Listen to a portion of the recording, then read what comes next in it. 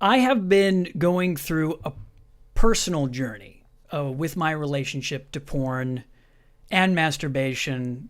I've started to change what I use to titillate myself.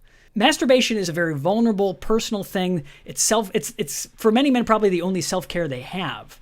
And so I was very defensive about it at first, but I've realized that it's probably important for me to be a little more flexible and empathetic to my partner, understanding that there is this energetic connection that I make when I'm masturbating to the women, the objects that I am objectifying.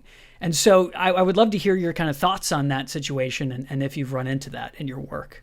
Yeah, I mean, we can even think of this as like at a neurochemical level. Every time we ejaculate, we release oxytocin, right? Which is a pair bonding chemical. It's responsible for creating relationships. And so every time we ejaculate, whilst watching someone on screen, we create a little pair bond with the screen and with those pixels that we've just watched. And obviously the pixels representing the human that we don't really necessarily consider.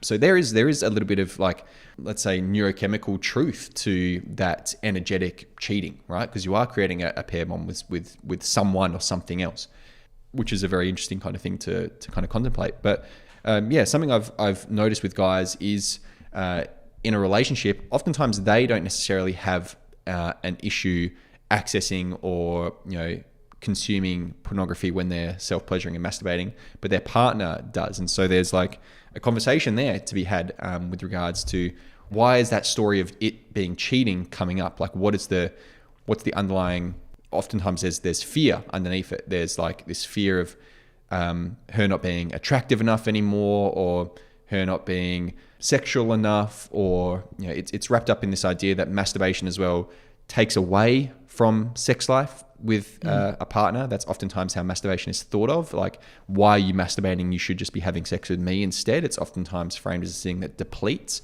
and detracts from a sex life. So there's kind of that story as well that pops up. There's this idea that, and I've heard this kind of shared by a couple of people who are like really quite anti-porn, is that like they're not real women on screen, that like real women don't look like that. And right. I'm like, part of me is like, yeah, okay. But also another part of me is like, that's a real person though. Well, that is yes. a real woman. And so yes. so I think there are a few stories underneath that kind of blend together into one to create this idea that we have that watching porn by yourself in a relationship is considered or is oftentimes considered like energetic cheating or cheating in general. So, and then, like I said, there's that kind of neurotransmitter truth to it, I suppose. So one of the things that I talk to guys about when I work with them is like, firstly, creating boundaries. Like we talk about your energetic boundaries. We talk about how to have conversations with your partner. Like also even like watching porn with your partner can be something as well. Like, especially if you're watching ethical porn, there's like ethical cam sites out there as well. So it's like, if there's that like seven degrees of separation and you're just like watching something that's already been produced as opposed to watching someone live, like that's a conversation you can have with your partner as well. It's like, is that something you'd feel more comfortable with or less comfortable with? Like what degree of titillation is causing discomfort and like, what type of pornography is going to cause that story of like, this is cheating to come up.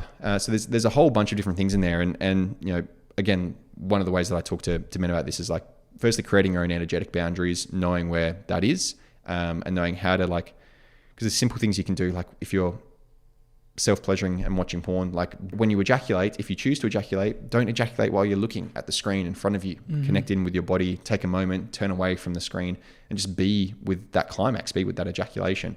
And there's things you can talk about with your partner, conversations to have, like whether it's, I don't know, like here's another example. Like what about if they, film themselves and did like a little homemade, porn video that you guys could watch together. Like, there's a whole bunch of ways of kind of navigating this space. Photos even are. Yeah, totally. Yeah. Right. Yeah. So so I understand where it comes from, that kind of fear that this is cheating. And again, like I understand like the energetic cheating as well. Like it definitely is there. But it's about like learning skills to navigate that, not only with yourself and your own kind of energetic boundaries, but also with your partner and respecting their boundaries and respecting their fears and being able to kind of reassure them and navigate that space with them as well. So there's some relationship communication strategies as well to employ.